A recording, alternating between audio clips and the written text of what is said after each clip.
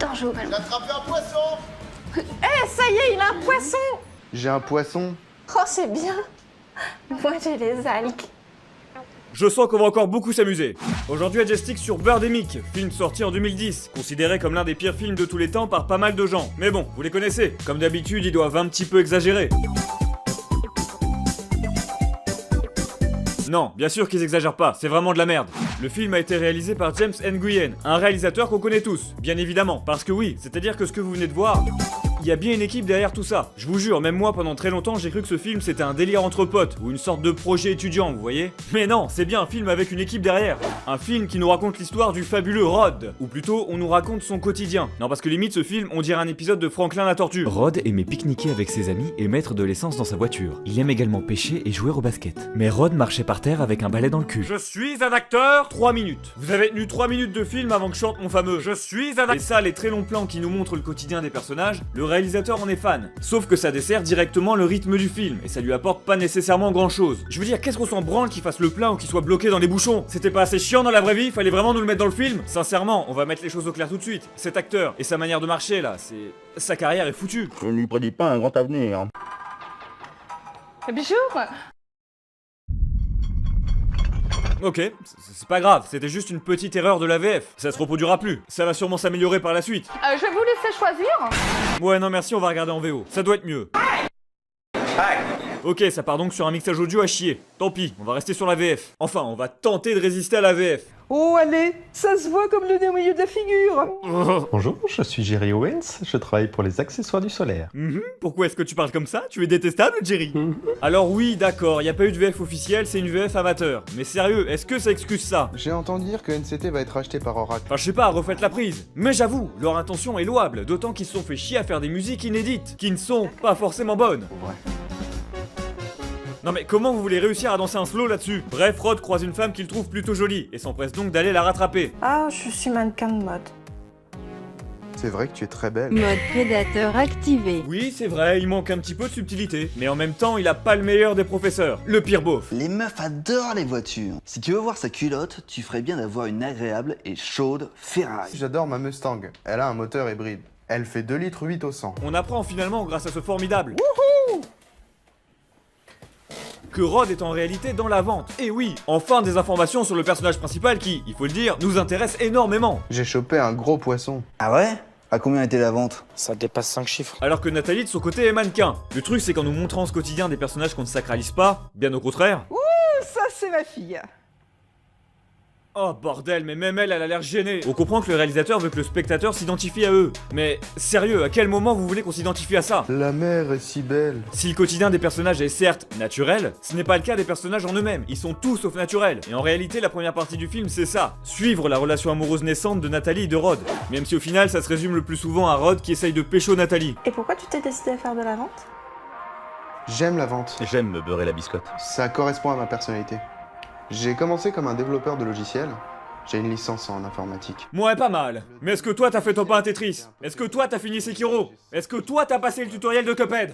Hein? Et c'est quoi tes hobbies? Regardez le football. Surtout les 49ers. Non mais sérieux ces scènes, ça vous rappelle pas ces vieilles vidéos qu'on nous montrait au collège et au lycée pour apprendre l'anglais? Vous savez celles où on voyait un mec parler à la caméra et dire qu'il aimait faire des trucs random? Regardez si je mets en VO. You know, I really like retirement. I like to travel, I like to cruise. Mais je vous rassure, on a ça en France aussi. J'adore le cinéma, mais j'aime aussi danser, lire, voyager et écouter de la musique. Oui je sais, un jour faudra vraiment qu'on aborde cette série de vidéos. Rien que pour Ahmed. Salut. Suite à ces dialogues plutôt... Intéressant. Ouais non quand même pas. Rod et Nathalie vont se promener. Et c'est là, à ce moment précis, que quelqu'un de l'équipe aurait dû dire « Non, il faut arrêter ce film ». Excusez-moi, hein, mais on a le droit de se poser une question. Quelle est cette merde? Regarde, Rod, la nature n'est-elle pas merveilleuse? Oh oui, Nathalie, ces gifs sont vraiment magnifiques. Mais visiblement, ça valait le coup, puisqu'il a fait très bonne impression à Nathalie, qui s'empresse logiquement de tout raconter à sa maman. Vous vous souvenez? J'ai rencontré un garçon. Ça, c'est ma fille. C'est toujours aussi douloureux de voir cette scène. Pour vous dire à quel point Nathalie était prise de Rod, elle parle même de lui à sa meilleure amie. Je viens juste de rencontrer ce mec, Rod. Il est grandiose. Attendez, ça c'est... grandiose? J'ai un poisson. On apprend par la suite via Guillaume Lefort, le patron. Merci. Ah oui, c'est moi. Je crois que c'est lui, que l'entreprise de Rod a été rachetée. Une bonne nouvelle puisque dans l'histoire, tous les employés gagnent beaucoup d'argent. Et vous avez tous mérité vos stock options. Félicitations. Un incommensurable bonheur illustré par la plus longue scène d'applaudissements de toute l'histoire.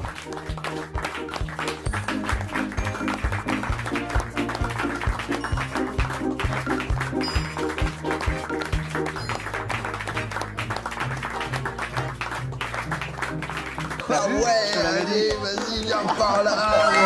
Profitant de tout cet argent gagné, Rod explique à des futurs partenaires potentiels qu'il veut créer une entreprise qui produirait des panneaux solaires à moindre coût. C'est moi qui chiais dans la photocopieuse. Et là on distingue un autre problème, récurrent dans tout le film. On le voit bien le message écologique avec le délire des panneaux solaires ou de la voiture qui pollue moins. Et c'est pas ça le problème, c'est important d'en parler. Mais c'est tellement pas subtil, c'est tellement inclus maladroitement dans des scènes déjà bordéliques. Génial. Finalement, alors qu'on se dit qu'il ne se passe rien dans ce film, nos deux héros tombent sur un PNG mort. Élément qui prédit une catastrophe imminente. Et oui, encore une fois, le réalisateur fait tout avec subtilité. Arrête, le touche pas.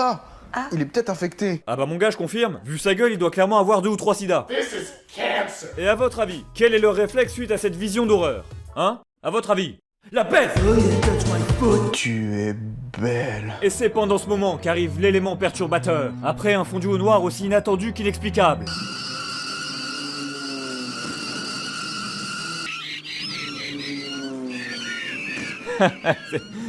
Pourquoi? Non mais on parle quand même d'oiseaux qui se jettent sur des bâtiments et explosent. En plus, regardez-moi ça. Ils sont totalement désorganisés, ces cons. Attendez-moi les gars, j'arrive. Y'a rien qui n'est logique. Rien qui est compréhensible dans ce film. Pourquoi les oiseaux arrivent d'un coup? Pourquoi ils attaquent les humains? Et pourquoi après 5 minutes, ils arrêtent soudainement de les attaquer? Tu sais pourquoi ils se sont arrêtés? Mais oui, pourquoi? Dis-nous, Rod. Je sais pas, peut-être qu'ils étaient fatigués. Fuyant les aigles tueurs, Rod et Nathalie tombent finalement sur un ancien soldat et sa petite amie. Et ils ne pouvaient pas mieux tomber. Je veux dire, le mec est un ancien soldat. Il sait sûrement comment se défendre et réagir en temps de crise. Il nous faut quelque chose pour nous protéger. Mais ouais, un flingue, un bazooka ou de la dynamite. Mais qu'est-ce que... Je ne sais pas. Je ne sais que dire. C'est de l'art. J'avoue, James Nguyen, tu es un génie. Vous êtes un putain d'artiste. Sérieusement, ok, Samurai Cop, il y avait des ratés. Revenez, je vous fous mon pied au cul. Même beaucoup. Mais l'intrigue était quand même un minimum intéressante. Là, c'est de la merde sur tous les points. Même lui, il était plus charismatique que les oiseaux de Bordémique. Bon, ok, peut-être pas. Et là, on est donc dans la deuxième partie du film, celle qui est censée être horreur. Nos héros partent chercher des survivants aux alentours de la ville et ils trouvent rapidement des enfants qui pleurent leurs parents perdus. Père, ils ont tué maman. Bah voilà, ça c'est drôle. Mais le plus intéressant, c'est la rencontre avec cet homme. Les gars, voilà le Dr Jones. Quoi que tu l'appelles Dr. Jones? Eh oui, c'est mon nom d'artiste. Putain d'artiste. Le premier personnage qui semble véritablement s'y connaître en oiseaux. Ah, c'est impossible, ils sont victimes du virus de la grippe aviaire. Alors pourquoi nous attaquent-ils? Le réchauffement climatique entraîne des maladies comme la grippe aviaire. Comment? Puis-je? On aurait enfin une explication scientifique et logique sur tout ce bordel? Durant la préhistoire, les oiseaux ont attaqué l'homme. L'oiseau attaque l'homme, oui. Ils griffaient les yeux et le crâne. Griffe les yeux et le crâne, Et puis oui, c'est ils logique. les laissaient pour morts.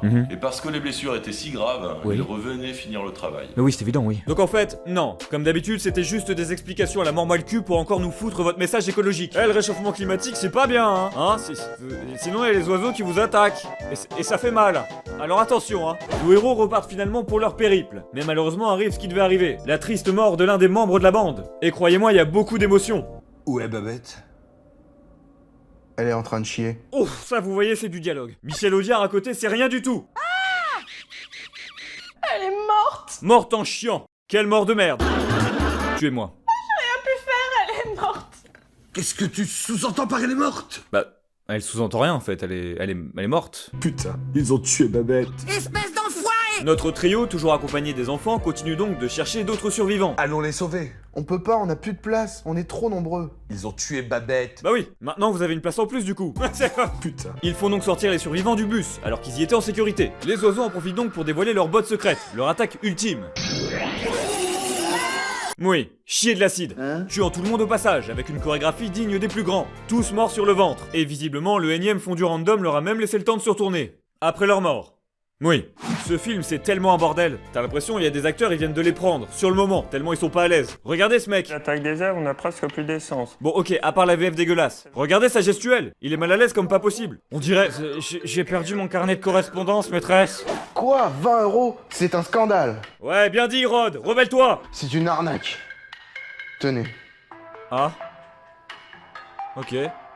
T'es vraiment le meilleur en affaires, Rod. Des nerfs d'acier. Ce qui est drôle, c'est qu'on enchaîne l'air de rien entre plusieurs ambiances. Ça rend le truc encore plus incohérent. Il y a des aigles tueurs, partout. Mais les gens continuent à bosser. Ils continuent à faire des pique-niques en extérieur. Leurs potes viennent de mourir, mais ils sont tous souriants. Théophile, Suzanne, vous pouvez nous prendre de l'eau là-bas et prenez un petit truc qui vous fait envie. D'accord? D'accord. Et n'oubliez pas les enfants, vos parents sont morts. Deux choses qu'il ne faut pas oublier. D'abord, ce film est un hommage aux oiseaux d'Hitchcock. Mais surtout, c'est censé être un film d'horreur. Alors arrêtez de décrédibiliser les oiseaux. On a l'impression que parfois tout le monde s'en bat les couilles. Mais j'avoue, quand je vous disais que dans ce film tout était inintéressant, c'était faux. Puisqu'on finit par rencontrer un personnage très intriguant. Non, je déconne, c'est un énième porte-parole écologique pas du tout subtil. Un satané réchauffement climatique. Il est responsable du temps sec, des scolytinés, de la mort des arbres et de toute la forêt. Tu vis dans les arbres? Oh que oui. J'adore les arbres. Ils sont comme ma famille. Je les surveille et je protège les précieux séquoias. Oui, toi tu m'as l'air un petit peu trop proche des arbres. Donc tu es un chlorophylophile? Ah non mon ami, ça, c'est un dendrophile. On connaît bien ça sur cette chaîne. Oh, yes, sir! Alors tu nous laisserais jouer dans ta cabane? Bien sûr. Rod et Nathalie, poursuivant leur logique de vouloir manger en extérieur alors qu'il y a des aigles tueurs, décident d'aller pêcher avec les enfants. J'ai attrapé un poisson! Tout le monde s'en bat les couilles! Et dans la scène finale, les oiseaux font bien évidemment une ultime tentative. Il faut donc trouver un moyen de se défendre, mais surtout protéger les femmes et les enfants en priorité. Tiens, tu pourras te défendre avec ça, ok? Ouais. Cet homme est l'homme le moins protecteur du monde. Regarde, ils s'en vont.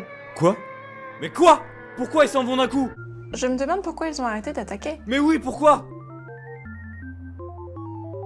Non, non, non, non, vous allez pas nous laisser sur ça, sur un énième plan inutilement long, qui plagie Link's Awakening, sans nous donner aucune réponse. Que penser de Birdemic finalement? Évidemment, c'est un film à chier, mais si on va un peu plus loin, tout comme Samurai Cop, le film a bénéficié d'une grosse mise en avant grâce à internet. Ils en ont même profité pour faire une suite. On aurait pu penser que cette pseudo-notoriété aurait fait de la pub au message écologique tout à fait louable du film, cette volonté de sensibiliser les gens face au réchauffement climatique. Mais c'est toujours très mal fait, maladroit et complètement hors de propos. Un satané réchauffement climatique. Rien n'est digeste, tout est balancé au milieu de plans inutilement longs, un jeu d'acteurs et un mixage audio déplorable. Et surtout, les oiseaux. À quel moment ces gifs sont inquiétants? Ça prend pas, et le propos écologique est totalement décrédibilisé. Alors oui, pour leur défense, ils ont eu moins de 10 000 $ de budget. Mais en aucun cas ça excuse le jeu d'acteurs, les cuts random, ou les images subliminales présentes dans tout le film. Enfin je veux dire, faut vraiment être le dernier des connards pour mettre des images subliminales dans ses créations. Mais aussi étrange que ça puisse paraître, je vous conseille d'aller le voir. Croyez-moi, ce film, ça change un homme. On voit plus les oiseaux de la même façon. Non, va-t'en. Va-t'en, putain d'oiseau.